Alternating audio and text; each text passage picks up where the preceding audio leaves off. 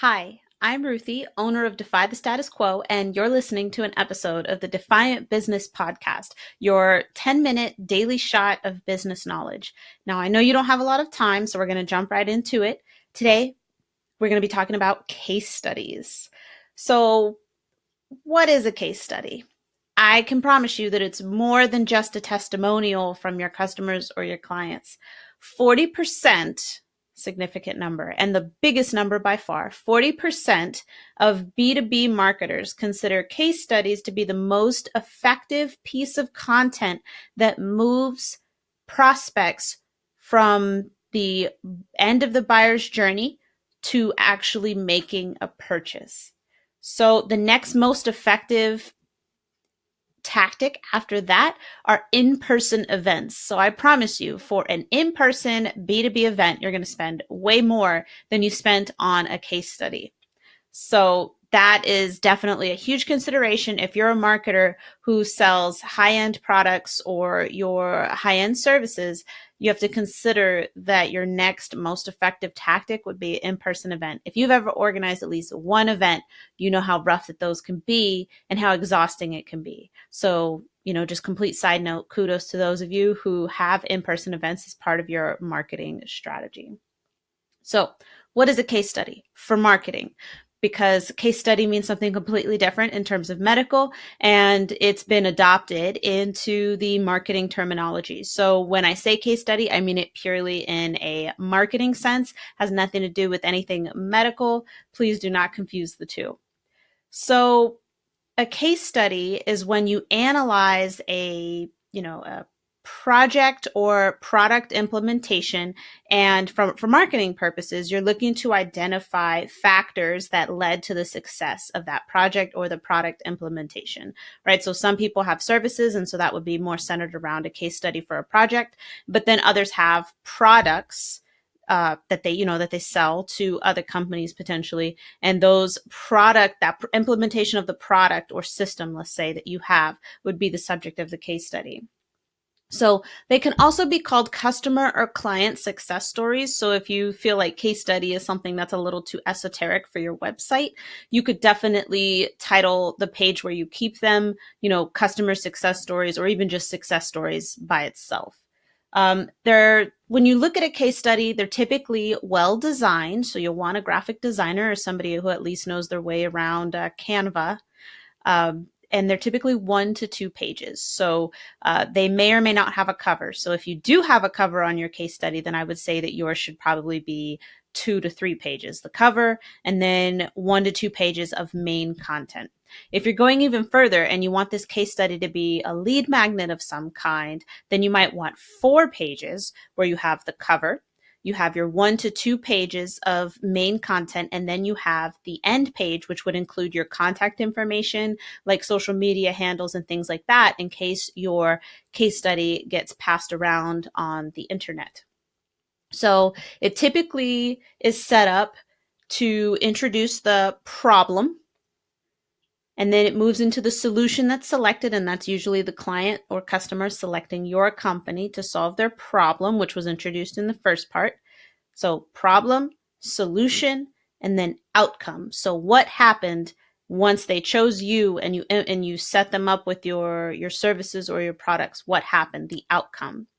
And so that will often, what this sets up though is a great story. It often sets up a great story. And that's why case studies are so effective, because a client when they're at the bottom of the funnel, right? So we've got top of the funnel, we've got mid funnel, we've got mid funnel, and we've got the bottom of the funnel. And so when they're at the bottom of the funnel and they're still with you, that means they're really leaning towards you. And so something like a case study, something they can use, because case studies incorporate storytelling, something they can use to imagine what it'll feel like when you've solved their problem, the same way that you've solved the person or the company in the case study's problem. That's why they're so effective. They can be that little thing that pushes them, okay, yeah, let's go with this company to solve my issue. So it typically involves 1 to 2 interviews. Ideally, you will interview the client. Like, I don't really understand how you could do it without interviewing them, because you want to use actual quotes, their words, in the case study. And then the other person that you'll want to have interviewed is your project manager or whoever was in charge on that project. So if you're a very small company, it might be you that needs to be interviewed. But if you have project managers, then the project manager on that project will probably be the one who is interviewed. And what will happen then is that the writer will take their stories and put them together, because you should have a writer work on this, will take them and put them together to create your case study, your customer success story. It will be compelling, it will be factual. And those two things together make a great B2B marketing story. So, and you also want to include any data points if the client's able to provide them. And this is difficult. Don't think that I don't understand how difficult. It's a little bit easier with something like paid advertising because you typically get some metrics that you can use relatively quickly. But in my case, for my industry, content marketing, it takes some time before ROI is shown. So we don't always have numbers until 6 to 12 months later, maybe even longer. It just depends. This is not to say your efforts aren't worthwhile, but you should consider content marketing kind of like your retirement investment account. You don't have your retirement investment account for 1 month and then you wake up and it's got $1 million in it. That's not the way that it works. So when I do case studies for services where things are a bit more intangible, we have to dig a little bit deeper and present some of the more immediate results and effects of services rendered. And all that takes is some creative thinking. It doesn't mean that your business is not good for case studies. Your business is excellent for case studies. Almost every business is, but not having hard numbers is not a reason not to do a case study. So, big question. How much do they cost? It depends. So you may remember the episode we did on how much you should pay freelance writers, and our top factors were their writing experience, their industry experience, and sometimes where they're located. But the first two are more important. You could expect to pay anywhere from $1,000 to $1,700 per case study, depending on the writer that you're talking with.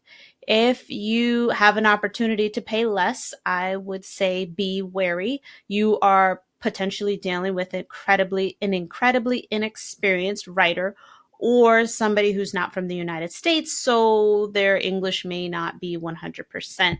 Now, again, it all depends on who your ideal customer is. If you are outside of the United States and you are in a country where the quality of the English is not necessarily a factor, then you would probably be fine. So it's nothing against ESL writers, but that is something that many companies within the United States have to consider. So how can you use your case studies once you've paid all that money for them? No big deal. Well, it's kind of a big deal, but content repurposing. That was episode 10. So if you haven't listened to episode 10, you need to go back and listen to the episode on content repurposing. So with a case study, some of the ways that immediately come to mind might be in your case study process, also ask the client for a video, right? A video interview, just briefly to kind of cover some of the points that they covered in the case study. You could also extract quotes from the client and include them in your blog posts. You can include them on your social media, style them up as a nice little graphic. You could style them and put them up there on your social media. You could also pull those quotes and place them on different parts of your website, especially the ones where they're talking about how awesome you are. Those can go on your homepage. Great for new prospects who are just landing on your website for the first time. So some of the ways that I can think of immediately off the top of my head, and we are coming to the end of our 10 minutes for this episode of the Defiant Business Podcast. So thank you so much for joining me. If you've got any thoughts on case studies, if you think you need a case study, feel free to shoot us a message. We'd be happy to have that talk with you.